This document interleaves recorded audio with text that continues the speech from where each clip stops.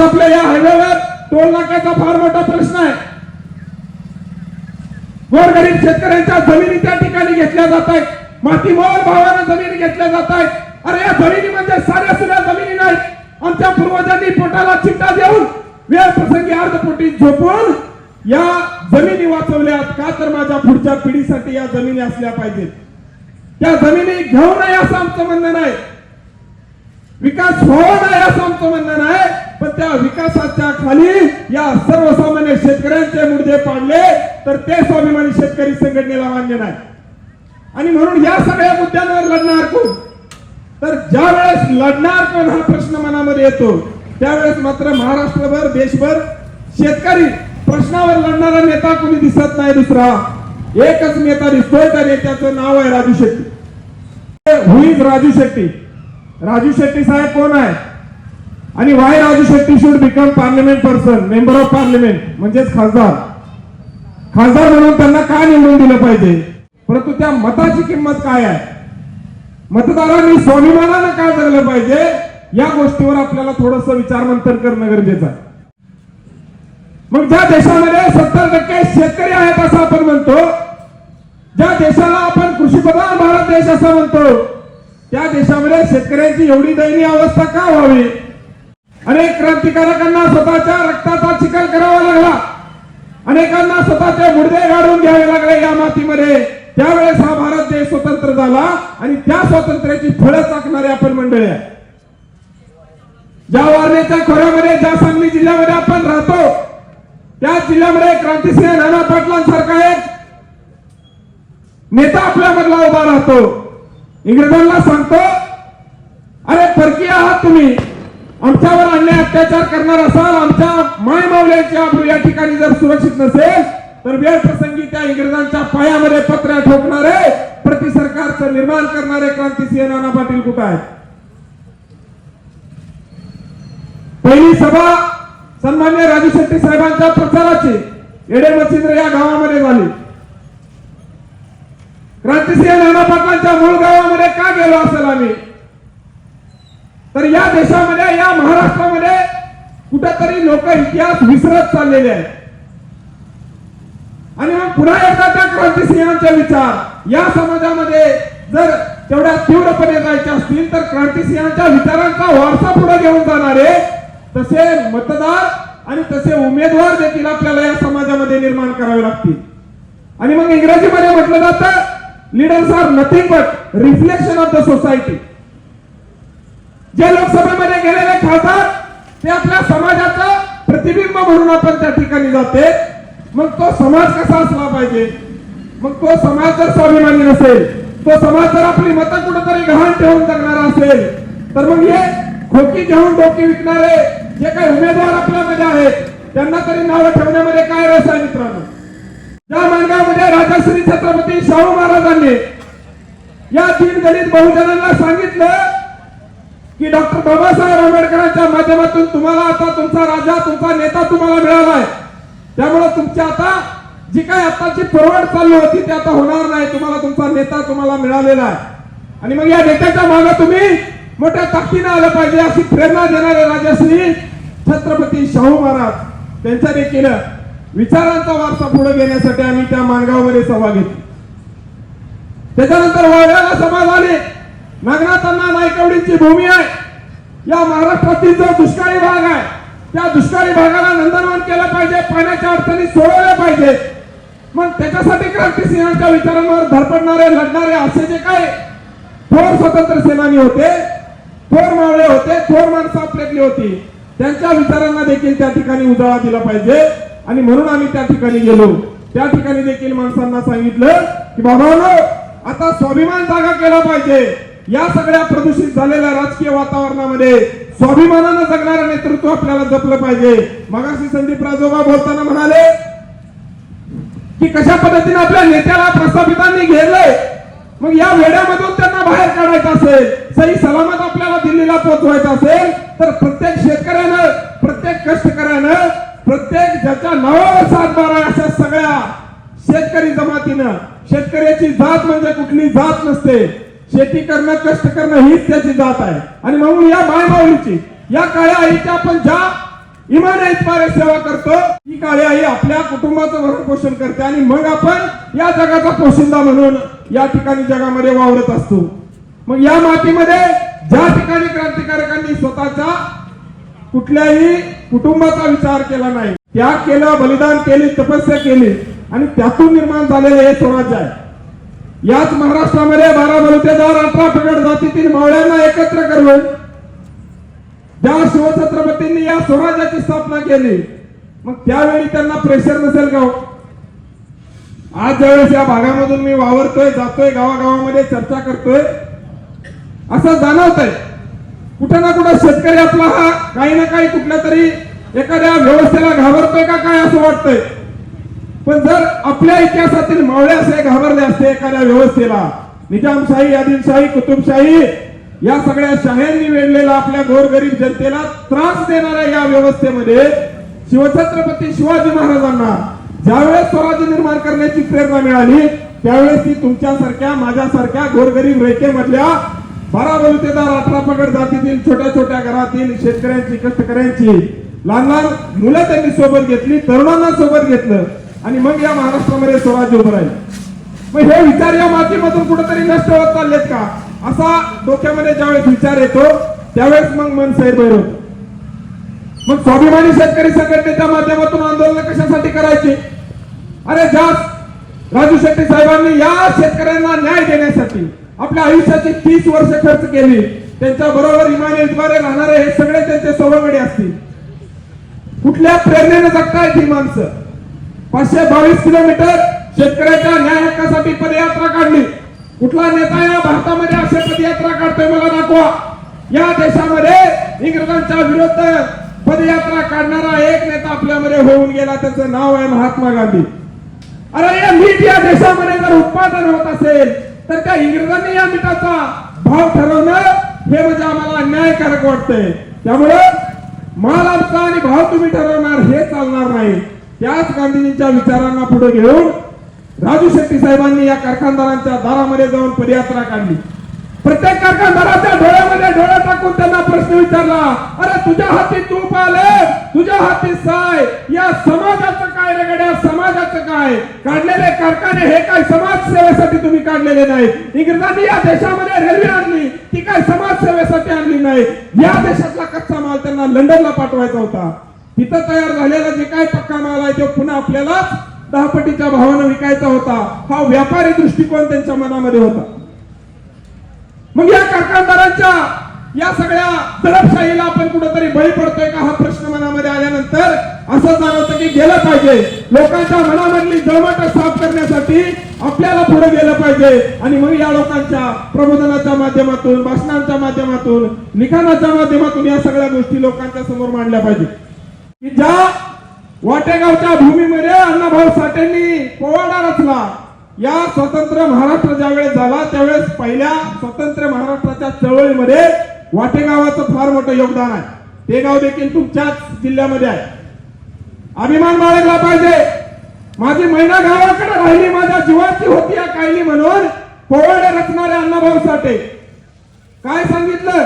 ये आजादी झूठी है, इस देश की जनता भूखी है. देशाला फक्त स्वातंत्र्य मिळालं म्हणजे देश खऱ्या अर्थाने समाधानी होत नाही. त्या तळागाळातील गोरगरीब जनतेच्या शेवटच्या घटकापर्यंत जोपर्यंत तो विकास पोहोचणार नाही तोपर्यंत त्या विकासाला खऱ्या अर्थाने विकास म्हणण्यात काही अर्थ नाही, हे सांगणारे अण्णाभाऊ साठे याच भूमीमधले. आणि मग अशा भूमीमध्ये आपण ज्यावेळेस जन्माला येतो त्यावेळेस छोट्या मोठ्या प्रलोभनांना भुलून जर आपण या लोकशाहीला पायदळी तुडवणार असो तर ते कितपत योग्य आहे मित्रांनो. आणि म्हणून हा सगळा जो काही अट्टाहास चाललाय तो एकाच गोष्टीभोवती फिरतोय, याच सर्वसामान्य जनतेच्या ताकदीवर.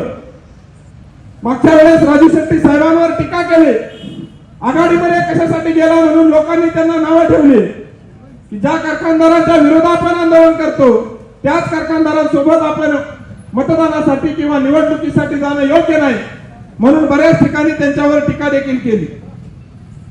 यावेळी मात्र राजू शेट्टी साहेबांनी निर्णय घेतलाय तो तुमच्या सगळ्यांच्या विश्वासावर घेतलेला निर्णय आहे.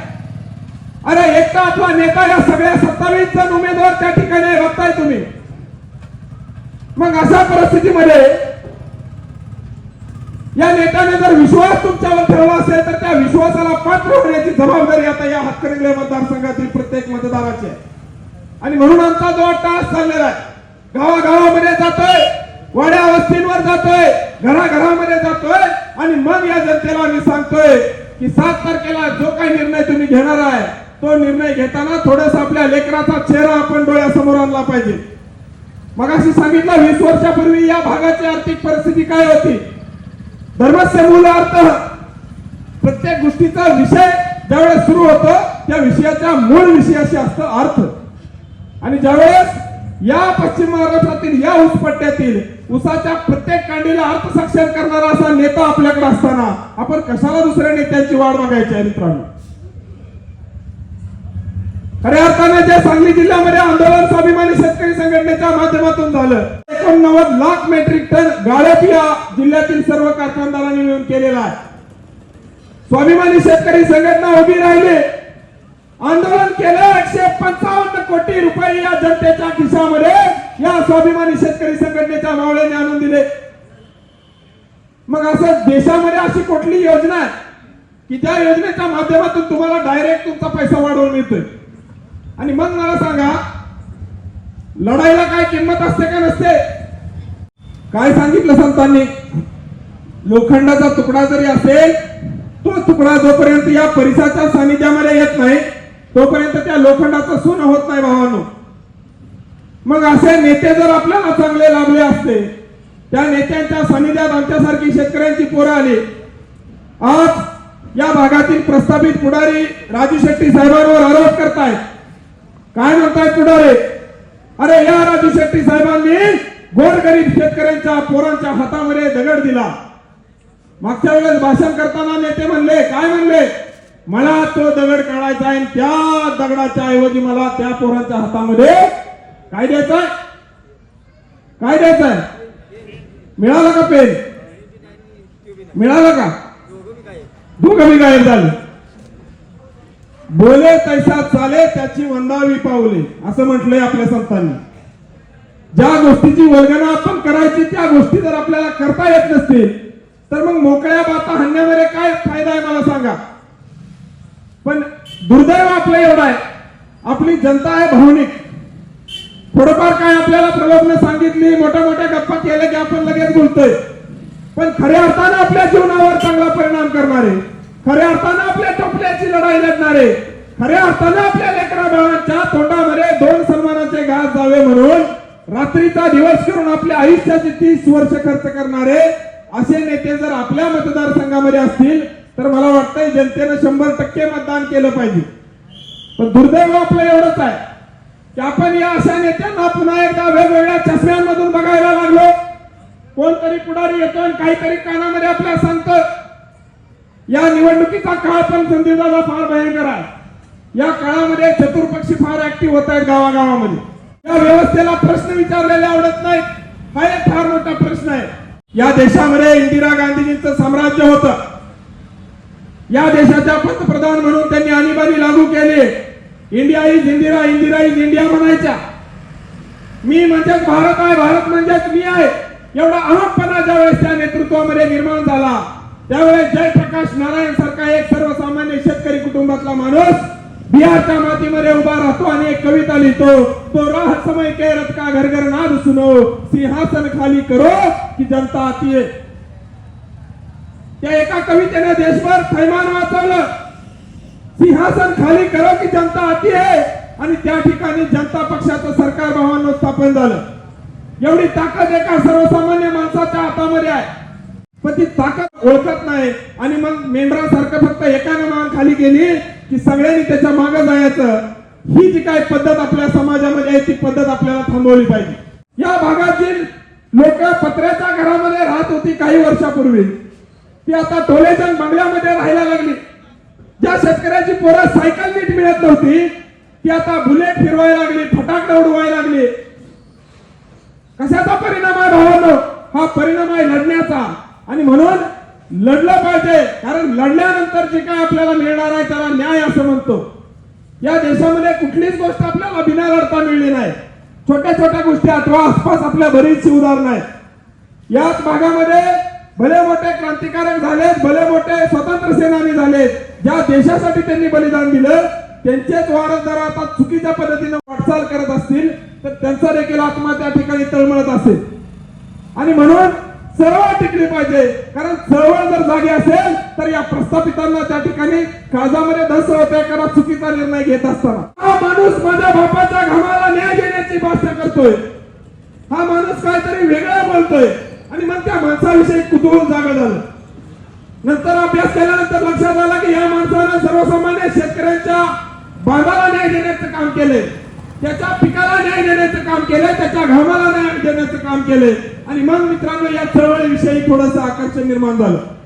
दिल्लीमध्ये चांगल्या पगाराची नोकरी होती, सगळं होतं, ते सोडून आता या चळवळीचं काम करण्याची प्रेरणा मला मिळाली. असे सर्व आमचे सवंगडी या ठिकाणी आहेत.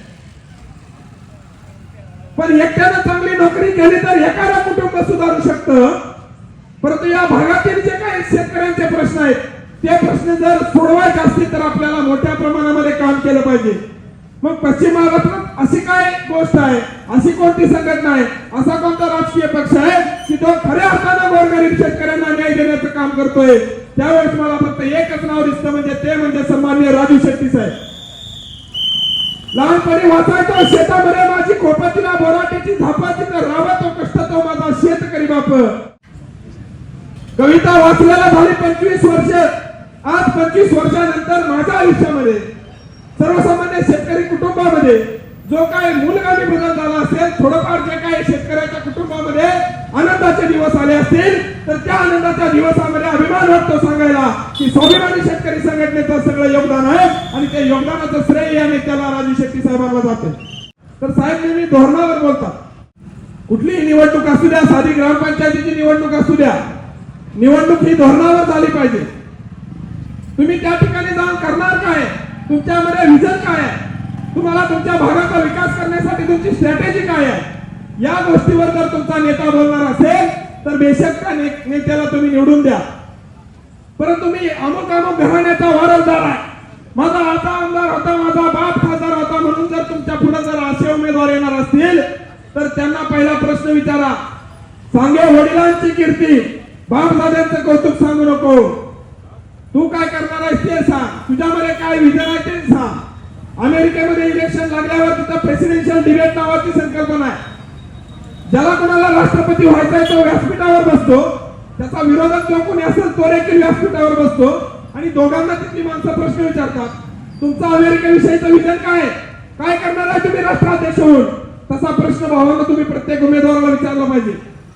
या कारखानदाराने जर आपल्याला पिळाची भाषा केली असेल, छळाची भाषा केली असेल तर कधीच त्यांच्या विजन मध्ये सर्वसामान्य शेतकरी केंद्रस्थानी नसणार आहे.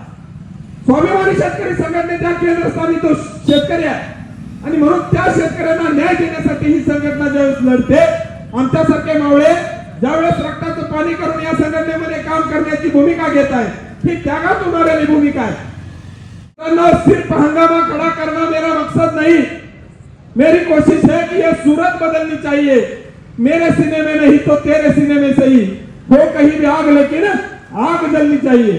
ती आग लावण्यासाठी आज आम्ही सगळी मंडळी इथं आलेलो आणि या परिवर्तनाचा इतिहास असणारा सांगली जिल्हा आहे, कोल्हापूर जिल्हा आहे, सातारा जिल्हा आहे आणि पुन्हा एकदा परिवर्तन करण्याची चांगली संधी आपल्याला दर 5 वर्षांनी येत असते.